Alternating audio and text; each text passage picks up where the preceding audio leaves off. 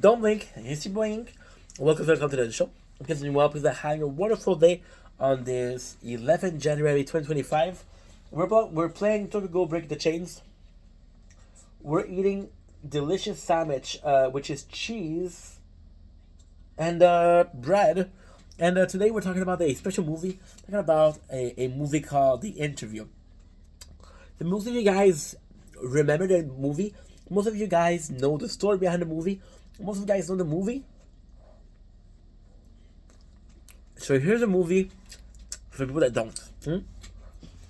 The Interview, which is, I mean, it's a complicated movie. I don't know if it's a great movie, but it's pretty good. So the first thing you have is it's a movie about a guy. Okay, I think okay, that's the way I'm gonna do it. Intro, then politics, then drama, then movie. Okay. So it's a guy that does interview, and he's interviewing the biggest name. He's interviewing Nicki Minaj. He's interviewing Eminem, and he's really talented as interviewing. Then he does a party because he's so popular, and then he asks his best friend.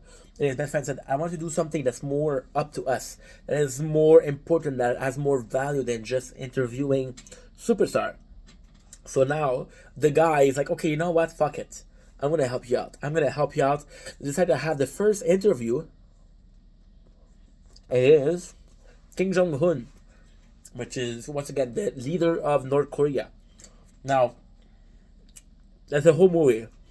So there was a huge backlash behind it. The movie was produced by Sony, which, again, a huge company, but it was more so about the band. The movie was filmed, everything. It was supposed to come out. That I remember, it was, I want to say 2012, but it was possibly 2013, 2014. And the movie was made. The movie was made to release, but they didn't like the portrayal of Kim Jong Un. There was some what should we call it?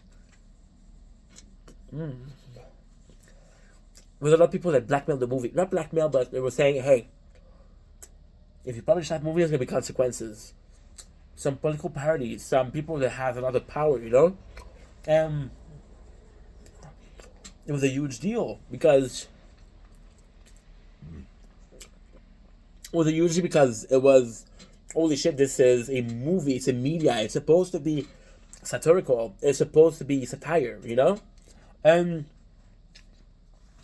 for it to have so much, now, the funny thing is, people were making assumption, people were coming up with their own theory, how the movie was so bad that they needed that as a PR stunt, so people would feel lucky to see the movie. And it worked, because I don't know if it's true, but it works, because my story is, I found it on YouTube for free. I downloaded the shit out of it illegally, allegedly, of course, because I wouldn't do such a thing. I'm a good boy. And I felt like a badass watching this. See, there's a couple of movies. There's just, I think the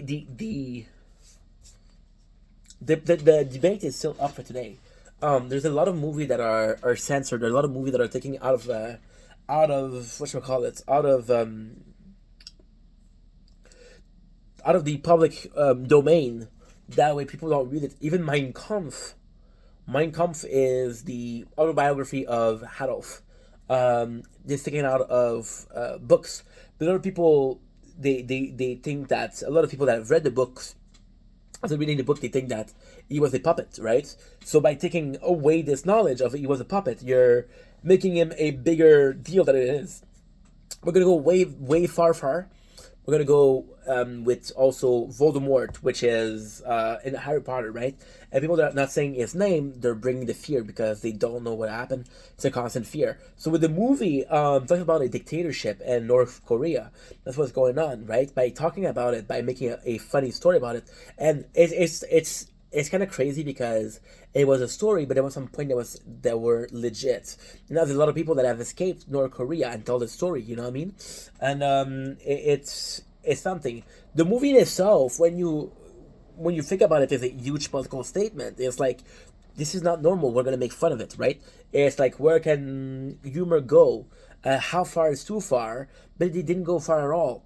Most of the movie is not making fun of it's not making fun of the guy. The funny thing they did was he like Margarita, he's into Katy Perry, and he shit his pants. That's as far as they go. Which, okay, they did much worse to bigger people, you know. And the movie itself is actually quite funny. I looked at it again, back at it again, and it's actually quite funny. I laughed a couple of times. Now, ultimately speaking, it's a movie that I haven't saw enough or a lot. A lot of the movies that I saw lately were movies that I've seen and seen and seen and seen and seen, which make them less funny, sadly.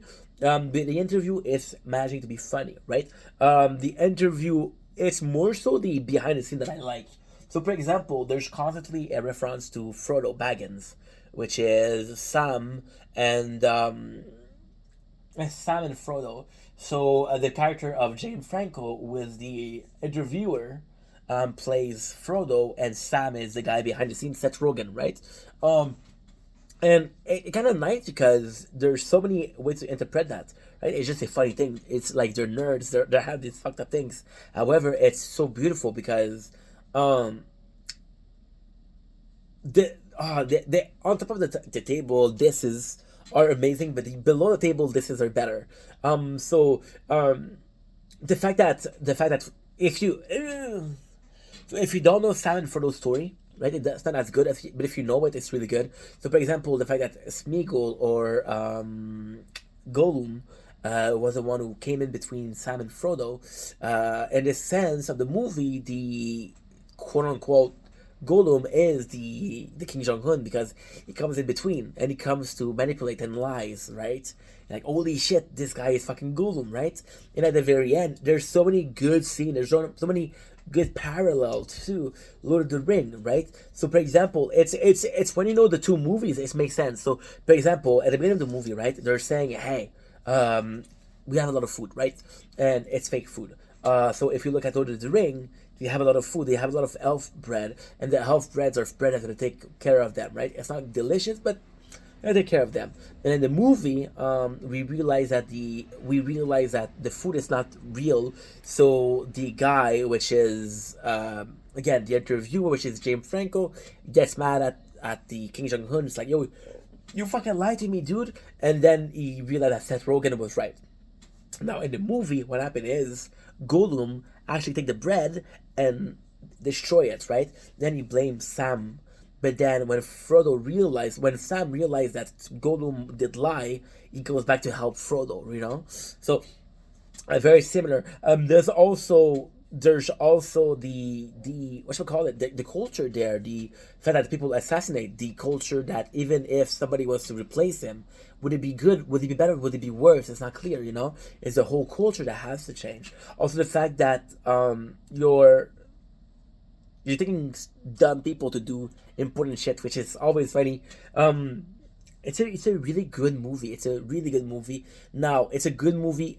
My issue with the interview is it's a good movie if you get the reference, if you understand the trouble that it came to, the trouble of it being on the screen. There's a lot of things that happens for this movie to be on the screen. That was on Netflix. So yeah, so it's a pretty interesting movie. Is it great? No. It's okay. Cheese and bread. Peace.